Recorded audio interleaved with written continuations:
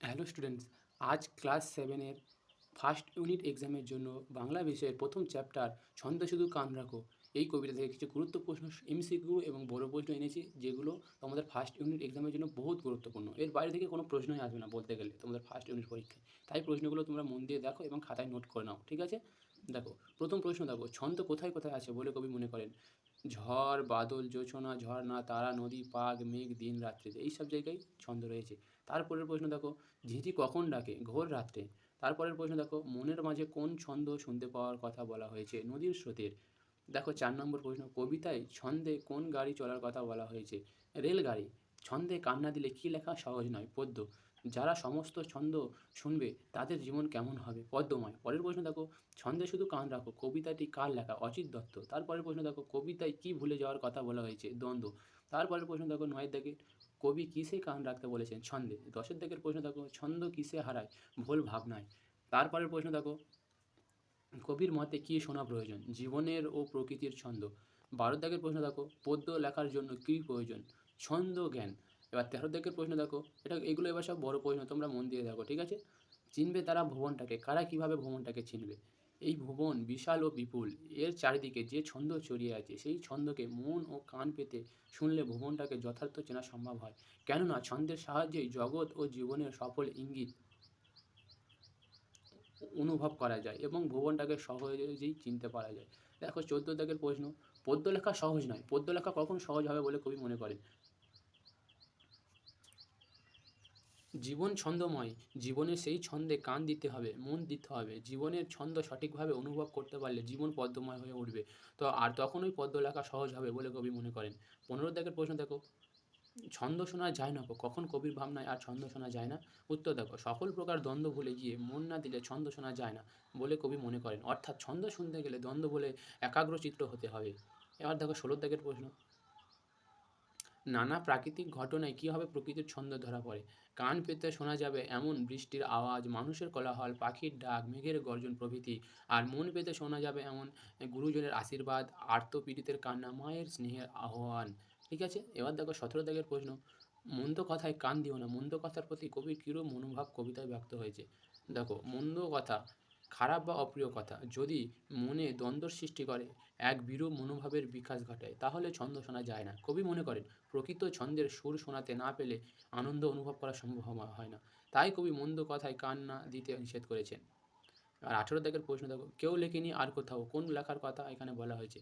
নদীর স্রোতের চলাচলে যে ছন্দপূর্ণ ছড়া লুকিয়ে আছে সেই ছন্দ অন্য কারোর নেই। এই নদীর স্রোতের ছন্দ মন দিয়ে অনুভব করলে বোঝা যাবে এমন ছন্দময় ছড়া ইতিপূর্বে কেউ কখনো কোথাও লেখেনি। এবার 19 দাগে দেখো, জীবন হবে পদ্মময়। জীবন কখন পদ্মময় হবে? কবি অজিত দত্তের ছন্দে শুধু কান রাখো কবিতা থেকে উদ্ধৃত অংশটি নেওয়া হয়েছে। জীবন ও জগৎ ছন্দময়, সর্বত্রই ছন্দ বিরাজমান।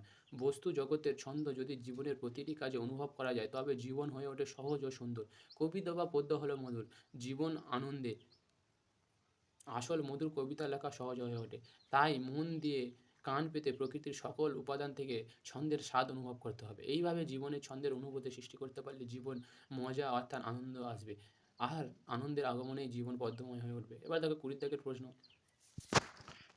20 দাগের প্রশ্ন দেখানো, ছন্দ আছে জোছনাতে, উদ্ধৃতাংশটি কার লেখা? কোন কবিতা থেকে নেওয়া হয়েছে? জোছনাতে কীভাবে ছন্দ আছে? দেখো উত্তর দেখো, কবি অজিত দত্তের লেখা ছন্দে শুধু কান রাখো কবিতা থেকে উদ্ধৃত অংশটি নেওয়া হয়েছে।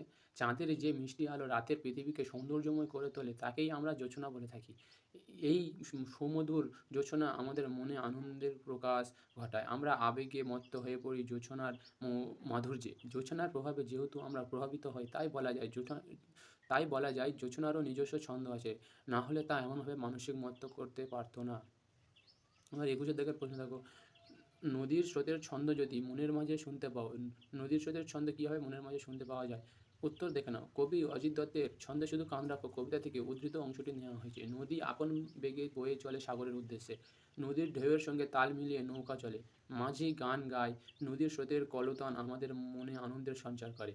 অনুভবের মাধ্যমে স্রোতের ছন্দ বা স্রোতের গান শুনতে পেলে বোঝা যাবে যে তার মতো মধুর সুর আর কিছুতেই থাকতে পারে না। স্রোতের মাঝে যে ছন্দ আছে তাই যেন সুন্দর কবিতা।